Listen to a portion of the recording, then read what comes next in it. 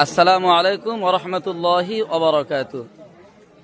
আমরা এখন দিনহাটা স্টেশনের উপরে দাঁড়িয়ে আছি।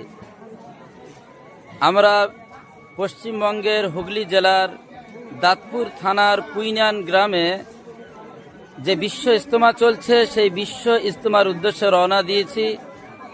আপনারা অবশ্যই দেখছেন যে এখানে হাজার হাজার লোক শুধু দিনহাটা স্টেশনেই, এরকম সারা পশ্চিম বাংলা থেকে শুরু করে সমস্ত জায়গা থেকে মানুষ আসতেছে। আমরা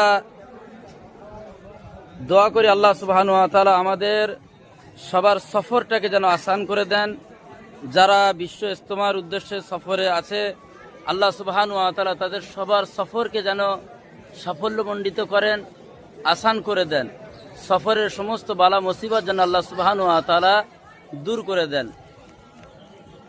দোয়া করবেন সবাই।